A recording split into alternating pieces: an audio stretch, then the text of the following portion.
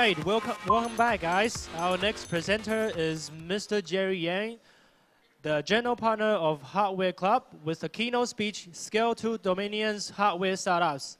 Let's give it up for Mr. Jerry Yang.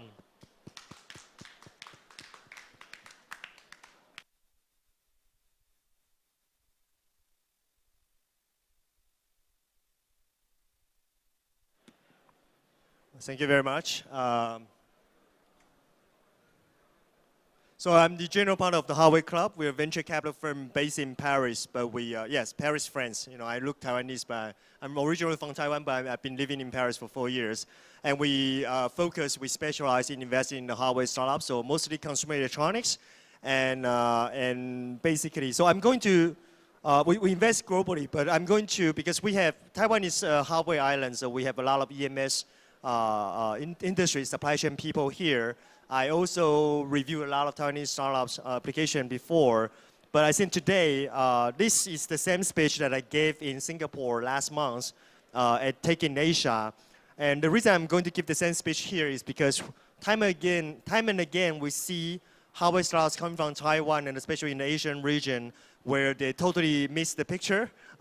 So what I mean is missing the picture, you probably pretty soon you'll see what I mean by missing the picture, and basically how to become a successful hardware startups. And that's the key question. Why is there some hardware startup that is more successful than the others, and why are there so many people doing the same thing and only one of them will become super successful? So that's a very important question. So that's why I'm redoing the same speech here again. Hope you enjoy it. So the title is Scale into Dominance. So you probably notice two things. So first, you want to scale. You want to be able to scale into a big company with big sales volume. That's your goal. You shouldn't be doing something that you just want to be a small, medium-priced enterprise. Otherwise, it's not VC's job to sponsor you. And another word is dominance. So we're going to start with those two words and see how it works. So to be introduction of myself, so my name is Jerry Yan. I'm the general partner of Hardware Club. And if you want to follow me on Twitter, I don't tweet that much. I know American VCs tweet a lot, but basically you can follow me at JM Young 1976. And obviously, I did not co-found Yahoo in 1994. If I co-found Yahoo in 1994, I think we'll have 10 times the crowd here.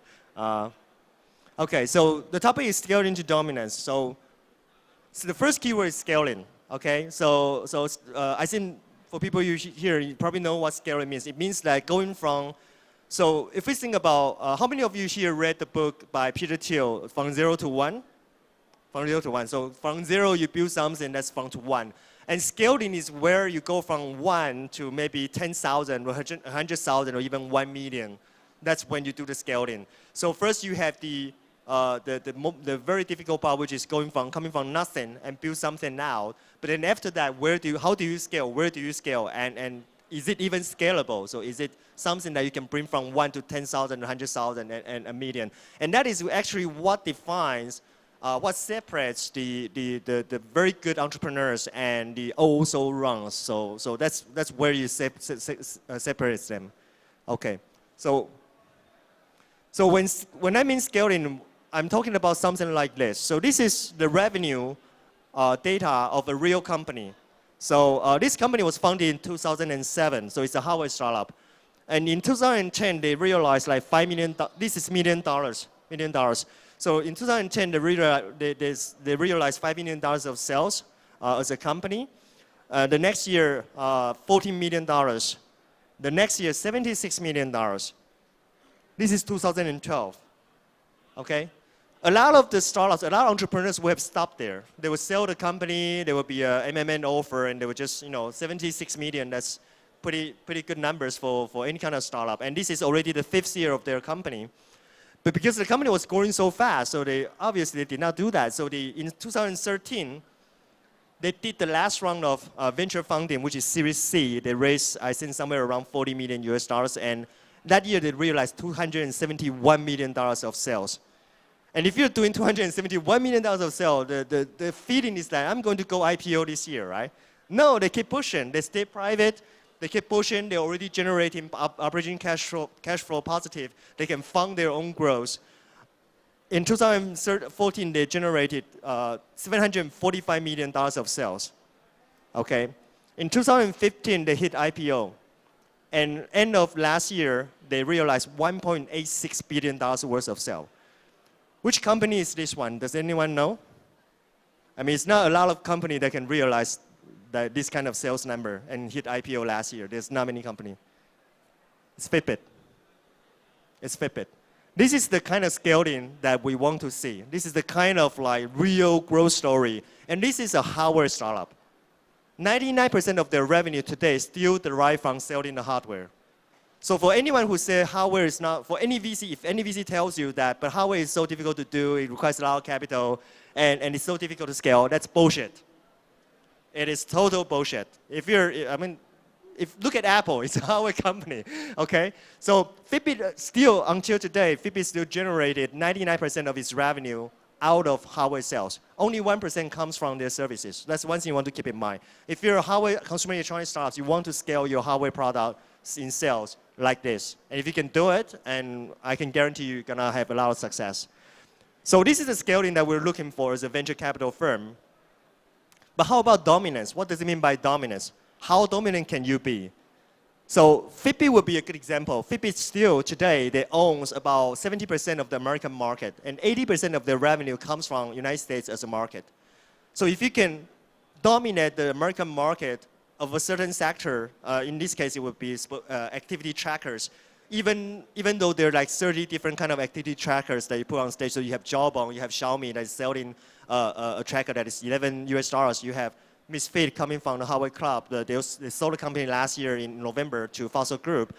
But even that, in the United States, Fitbit absolutely dominated. They own 70% of the market. So that's dominance. Another dominance example would be this. This is a real number of a certain startup. Okay, so they hit IPO 2 years ago. It's a public company for the past 2 years. They still own, despite a lot of copycats, because copycats coming from startups, copycats coming from, as usual, Xiaomi. They copy everything. Copycats coming from big brands like Samsung and Sony. They still, today, they own that sector, almost half of the market share. Which company is this one? GoPro. GoPro, okay? So when you reach some kind of dominance, and if you have a way to protect that, then you'll keep owning the market, and it will give you very, very good profit, very good operational cash flow margin. This is despite the fact that you have more than 10 companies doing the same thing after you, selling the same kind of hardware, maybe cheaper than yours, even more beautiful. I mean, granted, Hero is not really the most sexiest camera in terms of look, right? It does a good job.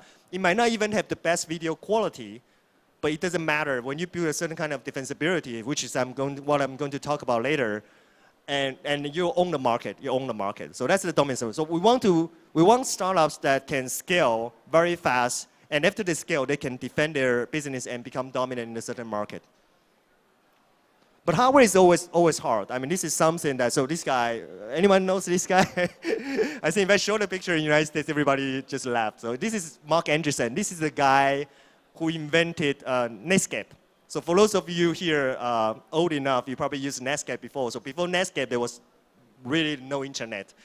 After Netscape, you have the first browser that people can, actually you have to pay. So back then you have to pay, you have to buy Netscape. I was still in college, so in Taiwan in college, you try to get other copies, but anyway, you didn't pay. But this is a guy who literally basically made internet possible, made www, World Wide Web possible. And many years, a decade later, he co-founded Andreessen Horowitz, A16Z, which is one of the hottest venture capital firms in Silicon Valley right now. He also did a couple of hardware investments that turned out to be quite relatively successful. But for him, as a software guy, he said hardware is hard. So this is a very famous sentence. I usually say that if I hear hardware is hard, every time if I collect just $1, and when I hear someone say that, I'll be a billionaire by now myself. So exactly what is hard? So most of the people here in Taiwan know the hard part. So the hard part, because we've been doing hardware for a long time. For American and European startups, for them it's a new thing. So it's different from software where you can just do everything in-house. So what is hard? First, you have to breathe something real to life. So from idea to basically the product design. And then obviously you have to engineer that. You have to industrialize it. And then the thing everyone is talking about outside of Taiwan, outside of China, people are talking about manufacturing is hard, which is something that Taiwan and China has been doing for a long time. So you have to do manufacturing, but it's pretty hard for people who come from the software background and the design background. And then you have to package it. Sometimes even like packaging, like in our club, we have a community and people are talking about simple questions like, which packaging house do you find? What kind of buses do you use? Even simple questions. These are the questions that the software startup don't have to answer.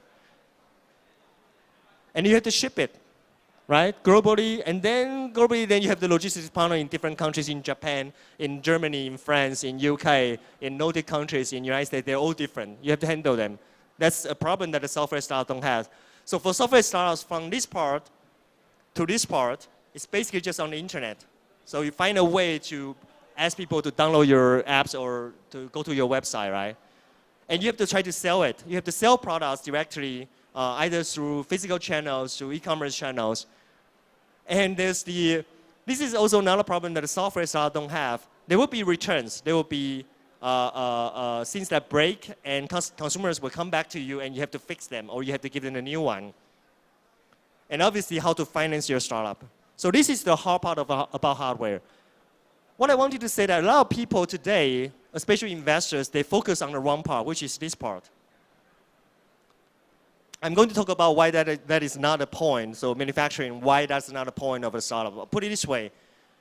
You can be very good at manufacturing, but you will not create a successful product.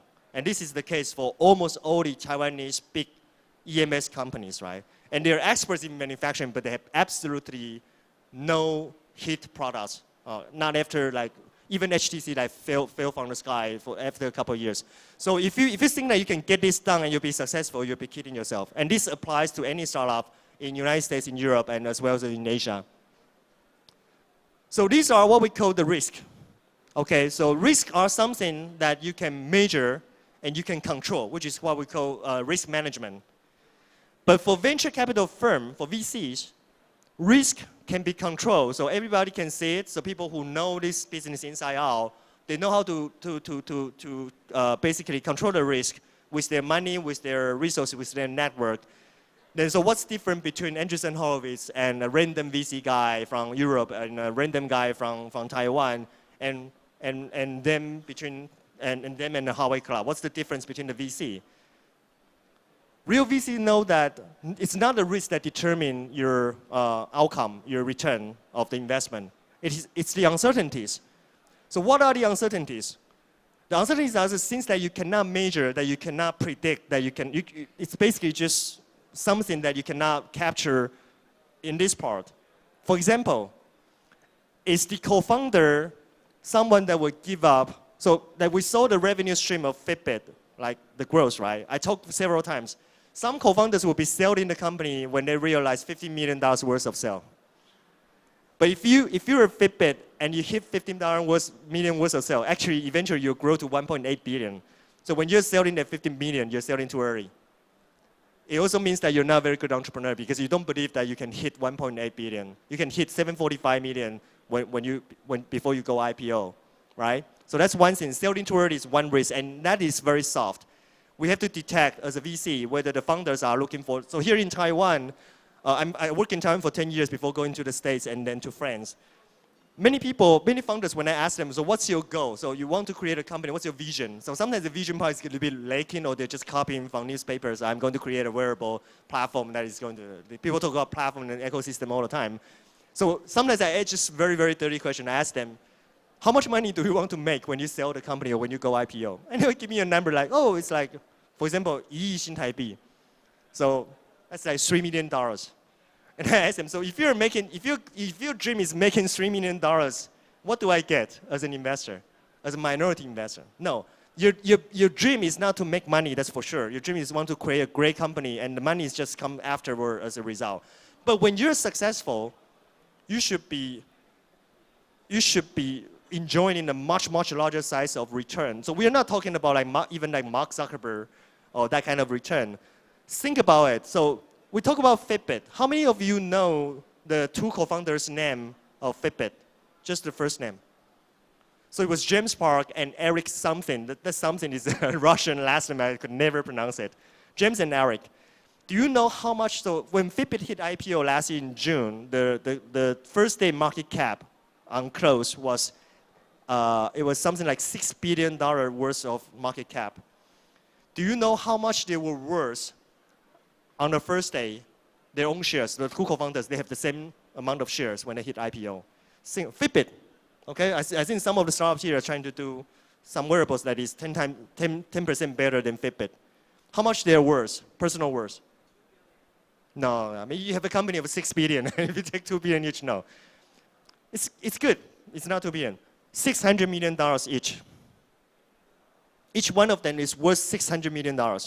I think James was barely 35 years old. So we are not talking about Mark Zuckerberg, but this is something that when you achieve real success, you create returns for all your employees, all your investors. The last round of investors, they still get like, I don't know, annual return of like 200%, which is like crazy. Already there, like Qualcomm Ventures and the other people who joined, and I think there was also Samsung that joined in the last round. Already, like, there's no risk. They're generating $165 million worth of revenue the previous year. Like stupid investment, and then they still make a lot of money. Money is the result, okay? So, but if you tell me your dream is that I'm going to make 3 million and I'm going to show it to my friend who work at TSMC or like at MediaTek, I'll be happy.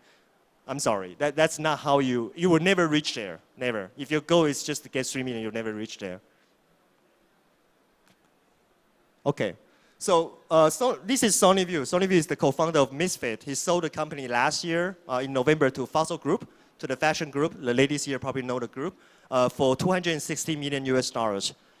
So Andreessen Horowitz say, Mark Andreessen said that hardware is hard, but for us, the really hard part is actually, this is Sonny's word, to sell it. Who is going to buy? Why should I be buying your product as a consumer? Why? I don't know, you can get some supermodel to wear your wearables. Why should I be wearing your wearable? How do you sell it? So this is actually the main topic, so keep it in mind, how do you sell it? And by selling it, I don't mean like signing up. So I have entrepreneurs coming to me and saying, oh, I have signed 10 distribution partnerships and it's going to sell. No. No distributors will be selling your products if they don't sell by themselves. No. If you're doing consumer electronics, think about Apple. Did you buy Apple because there's a distributor that's selling Apple? No, you buy Apple because it's Apple. Because of its marketing, because of its product, because you like it, because your friends are using it. It's not because there was this random Taiwanese distributor called whatever, Xinye, whatever thing, and coming to you and say, oh, I represent a company called Apple, and you're going to buy it. And it's going to be much, much worse for a startup. If you have a product, you sign a distributor deal, but you have absolutely no branding, no marketing, no one knows you, it will not sell. And you ended up cutting prices and you fall into the realm where you don't have any margin to go forward, okay? So when we talk about hardware startup or like in general, any startup, the venture capitals focus on two things. The first thing is scalability, and the second thing is defensibility. So our topic today is scaling to dominance, but replace dominance with defensibility. Can you defend your business after you scale to a certain kind of volume? Because after you scale to a certain kind of volume, people will notice and they will copy. And it's not just copycats coming from startups, it will be copycats coming from big brands. If you look at Samsung and Sony and LG, they're just copying outright the startup products today, just shamelessly, directly. They're just doing that. Like there's a promising Taiwanese startup that rolled out a 360-degree camera last year. And this year in CES, LG rolled out a product that looks exactly the same, but it's in white. And this is coming from LG, or Samsung, I forgot. I think it's Samsung. It looks exactly the same, okay? So, but copycats will be there. There's no way you can you can prevent copycats from coming. There's no way you can use patents to protect that, and not even from like the big guys. So how do you defend your business will be something that's very important after you can do assuming you can do the scalability. Okay, so scalability are the things that we just saw. So like for example, for hardware, scalability is about how can you do manufacturing, how do you fund your working capital, which countries are you going to? If you're selling in Taiwan, that's a mistake. You should be selling in the United States if you're doing consumer electronics. The second market could be Japan or probably not Europe, because Europe is not one market, it's like multiple different markets. China is good to have if you're like Misfit. Misfit is selling at 6 times the price of Xiaomi Mi Band, but last year they shipped more than 400,000 or 500,000 units in China. okay? That part for hardware startups are actually, does anyone has the NBA scores right now? I think the game is pretty much over. So that part is pretty much the same for the hardware startups, but the difference now is how do you defend it? How do you defend your business after you scale up? Okay. So what if the giants copy you? I just say that Samsung, LG, and even Sony, they're copying the startups product today because they just ran out of ideas how to create products internally. And there's always gonna be copycats of your startups. Like even like a startup like our portfolio company Print, that was doing a smartphone case that can print out Polaroid photos, something that is not obvious, like a Wi-Fi router, but it's not obvious. But even they got a copycat this year in the United States in March. And the copycat went on Kickstarter as well, right? So the first defensibility is something that many of the azai here, so otaku here, could understand, which is basically called switching costs. This is not a startup, obviously this is Nikon. So anyone who has a DSLR, digital single lens, or like single lens reflex cameras, you know that once you start to buy lenses, if you're a Nikon user or if you're a Canon user, after 2 or 3 lenses, and then you look at the camera body and you realize that, oh, actually Nikon just roll out a body that is interesting. I wanted that body, but shoot, I already have 3 Canon lenses. And I have to sell them and switch to the other side and to be able to buy. That's why they all have different mounts. They have different lens mount because that's their defensibility. They want to be able to create that switching cost. But you tell me that this is not a startup, so this is not a startup, I cannot use that strategy, right? So it's so difficult for me as a startup to do this kind of strategy. Well, yes and no. This is drop cam. So it's not obvious from the beginning, but if you think about how people, so there's so many surveillance camera out there, so many different cloud offering at different prices. Some people is dropping the monthly subscription price to like, I don't know, $4.99 or $3.99 per month compared to what Dropcam is offered. But Dropcam remain, I think, successful enough. People are still using it. Why aren't they switching? Why are you paying more to Dropcam? I don't know, I think right now it's somewhere around 29 or something like that per month. Why aren't you switching to the cheaper competitors coming from Taiwan, coming from China, like absolutely cheaper? Well, because your video are with them. Surveillance video is something that you don't need it. You hope that you never use it. But you need it back up there, maybe for a year. If you're a business, maybe you need 2 years or 3 years, just in case something happened, there's some liability happened. You hated that. In the old days, you have to have the video cassette, you just put them somewhere and hope that it never rubbed. Today, you put it on the cloud, but you're paying Dropcam, like monthly subscription fee. And so, assuming you want to buy a cheaper product, then wrote an email to Dropcam, hi, I want all my videos moved to another. They're not going to give a fucking shit out of that. It's not going to happen. So even though you don't like it, you hate it, but because your videos are already there, so you're not going to switch. Okay, this is the reason, okay? So you can still build it. Think about something that you can do that you'll be holding some of the content of the users on your website and make it a good website, that they love it. And they don't want to switch just because a competitor is like $10 cheaper or something like that. Another one is more difficult, especially for Taiwanese startups, the user interface and user experiences. So this is Google Nest. So right now it's Google, it's Nest. So the first generation of Nest, so what is the first product of Nest? Yeah, thermometer is a smart thermometer, right? Thermostat is a smart thermostat. If you're a Taiwanese startup and you try to build a smart thermostat connected to the internet, back in 2010, when Tony and Shige created a company, what would be your way to do it? I mean, you want the smart thermostat that would you can control it from the app, whatever, you know. You probably put a box. It might not be round, it might be just square, right? You take the original box, and how do you adjust the temperature? You put 2 buttons, up and down. And you connect it to the internet, you created an app that is so shitty. And it doesn't sell. But what did Tony do? Tony was the father of iPod. He created iPod. For him, I want the thing to be so beautiful that people want to use it all the time. People want to just look at it. If you look at the real Nest, real product, you really love it. It's really beautiful. So you want the ring. You want to be able to turn And it's not a ring like this, it's a ring on the outer shell. He wanted that user experiences to be good, and he absolutely wanted that. So we have some inside story about this, how it ended up with the EMS companies. It was really ugly.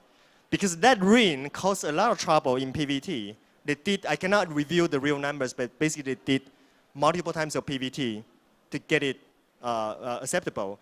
And a couple days before they shipped, they realized that their sub-supplier of the ring did not control the quality well enough. So as a result, couple tens of % of the rings fell. So the wheel actually fell. The wheel actually fell off because, and this is 3 days before they ship, a couple days before they ship. So it's really ugly.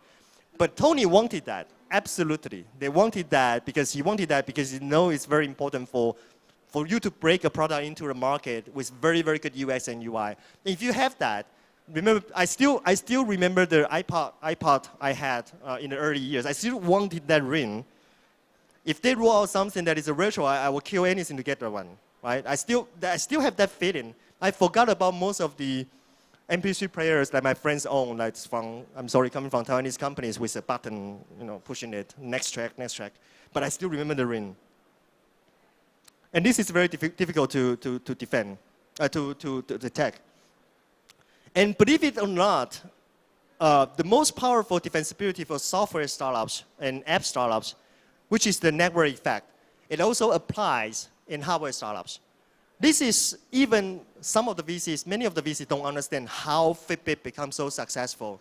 So Fitbit, for example, in the United States, you have 30 different wearables, but Fitbit was the one that was selling 70%, only 70% of the market. Why?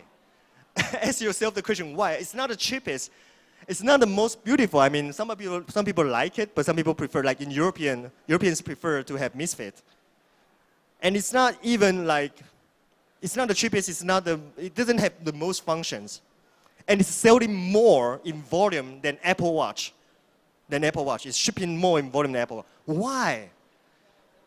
So yeah, friends and families, exactly. Turns out people who are buying Fitbit, so this is very important. When your consumer buy a product, I can guarantee you that, so many of you here probably have this kind of experience. You wanted to buy something and you do a lot of research and you do compare all the brands and you buy it. You buy one, you get the store that is the cheapest and you can deliver it. You buy it, you bring it back. The first week you're so happy, you're showing it to your wife, your girlfriend who wanted to spend the money actually in dinners or something, and you're so happy the first week. And the second week, the third week. By the third week, by the fourth week, the excitement is gone. And you look at the product, it's something, actually, why did I buy it? And 3 months later, you repeat the process again. Okay, so consumer electronics is not, if you want something that people want to use for a long time, it should not be this kind of purchasing behavior. You should not be comparable. So it turns out that a lot of people in the United States buy Fitbit not because they believe having a tracker that can give you an update of your steps, you walk, can keep you healthy. I mean, there's an intonation that is going to keep you healthy. You're going to lose weight. But I mean, 7 years has gone by. We haven't seen the average weight of Americans drop. So obviously it doesn't work. So it turns out they buy it because, oh, that's funny. I can compare my steps with my friends on the Fitbit app. So what's happening there? Fitbit figured that out the second year into their company's life. So in 2009, they realized that actually this is the key. So they hired 2 times more. Their software engineers in 2009 was already 2 times the hardware engineers.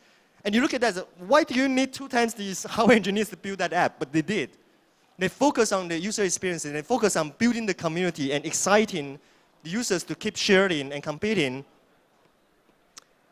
And as a result, what it means is that if you're in the United States in 2010 or 11, when you start to realize there's a product called Activity Tracker and you look at the 10 products in the field, and you look at your friend, they're using Fitbit, and you tell them, oh, if I want to get into a ranking with you guys, I want to beat you by 10 steps today.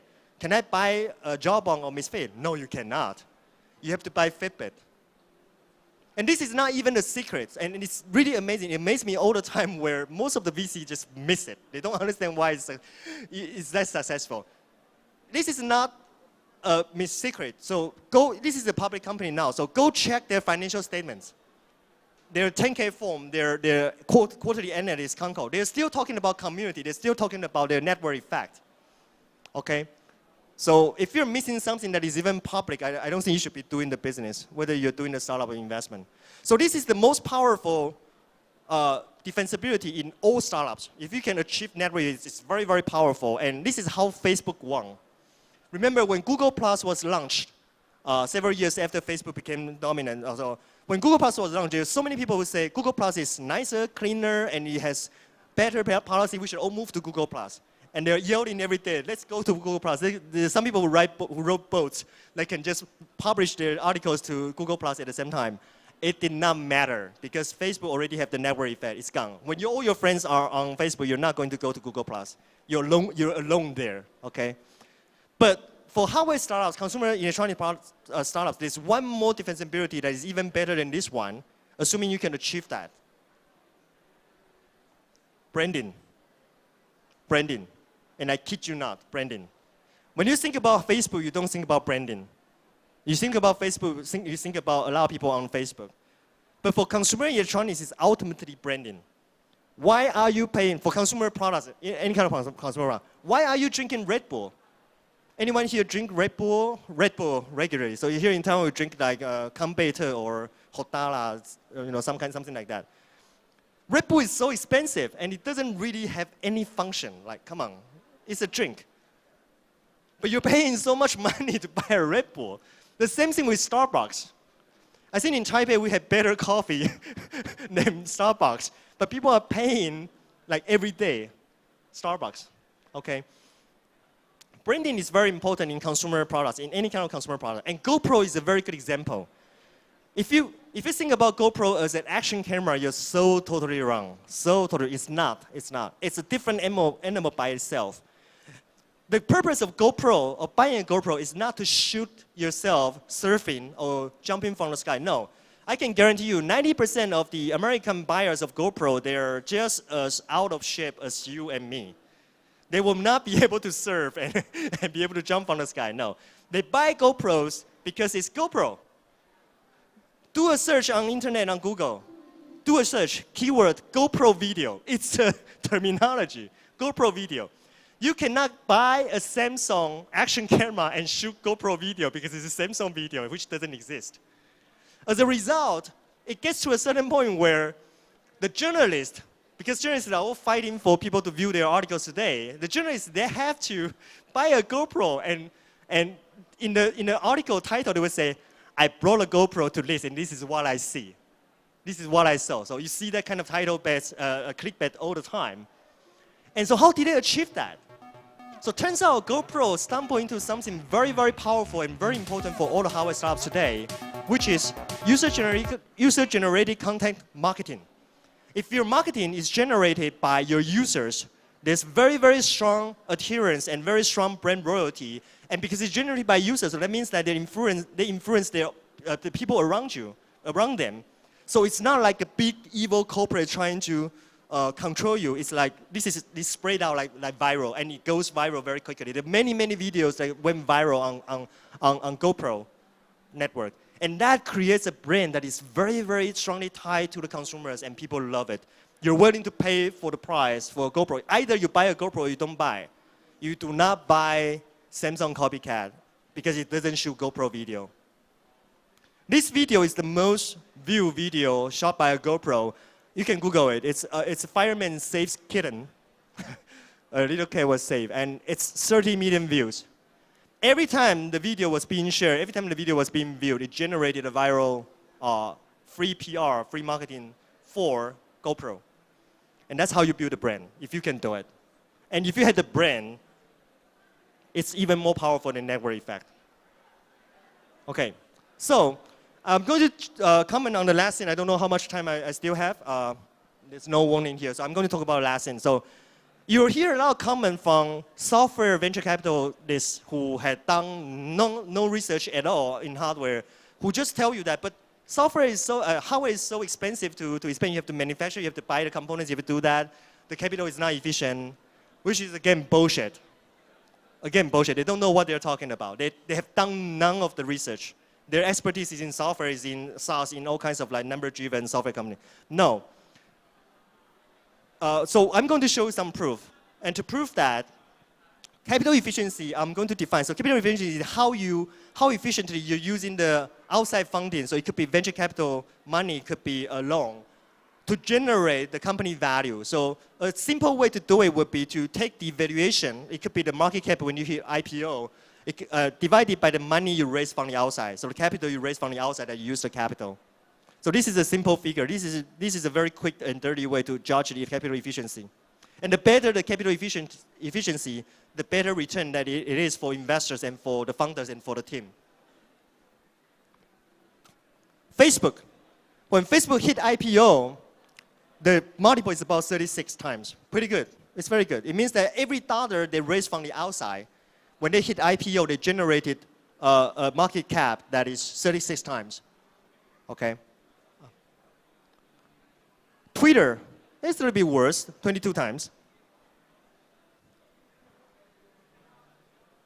Uber is 7 times. For all the money Uber raised, it generated a valuation that is only 7 times of the money. Okay, for all the rumor about Uber being overvalued, that might be wrong, but in terms of inefficient capital usage, it's definitely right. And this number keeps dropping. I think this number I created in April, but I think they have some funding right now, going on right now. Airbnb 11 times. Those are the two hottest startups in the market right now. And their capital efficiency is already much lower than Facebook and Twitter. And this is a concern in Silicon Valley. Actually, I think it was KPCB, so Kleiner Perkins published a report. They worry about the capital efficiency of the startups today. They're just burning money like crazy without generating valuation. GoPro, when they hit IPO, it's 13 times. Their market cap is divided by their, and noted that Airbnb and Uber right now is private valuation. So it has to take a discount when they go IPO. GoPro, when they hit IPO, it's 13 times. Oculus, when they sold the company, but you cannot repeat Oculus story. It's very difficult. But anyway, Oculus was 21 times when they sold the company. Nest, when they sold the company to Google, it's 40 times. 40 times is already higher than Facebook. Anyone want to guess who is the last one I want to show?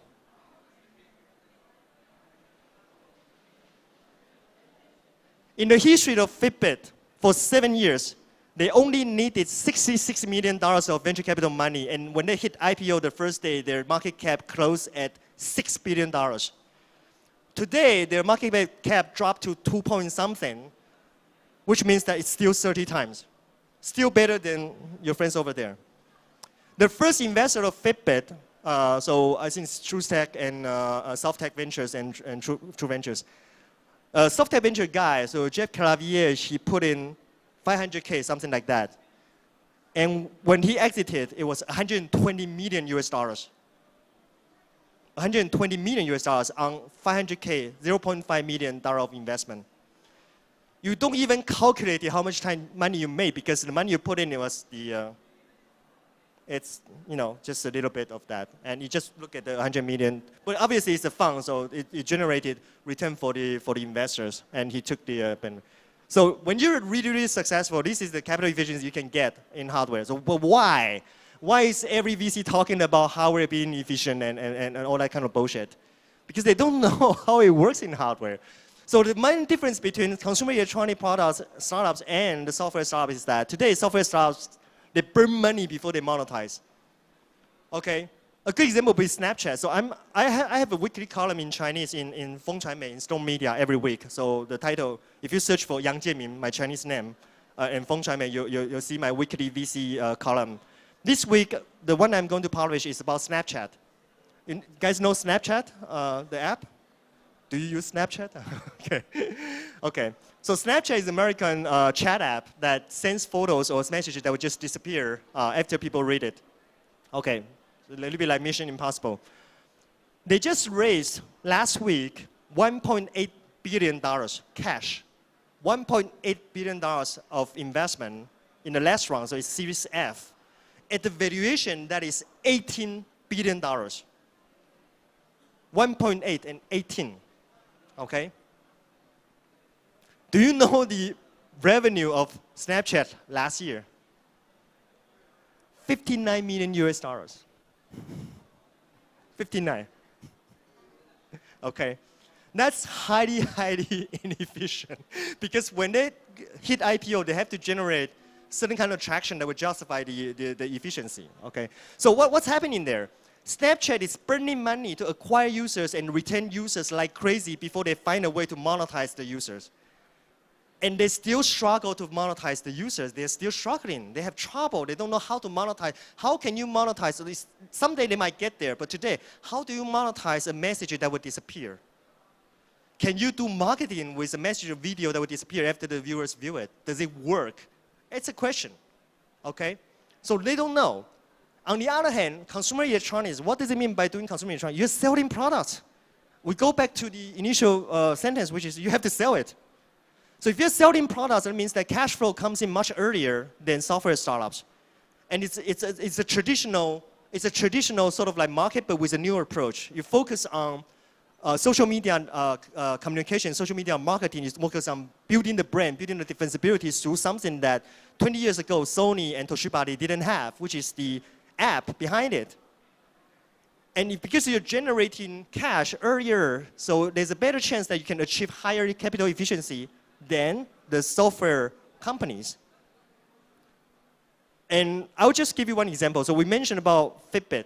Fitbit, the last time they raised money was in 2013, a $40 million round with I think with Qualcomm and with SoftBank. I talked to the guy in SoftBank Capital who did that investment. They hit IPO in 2015. It's 2 years without raising outside money. For 2 years, nobody knew what they were doing. Why?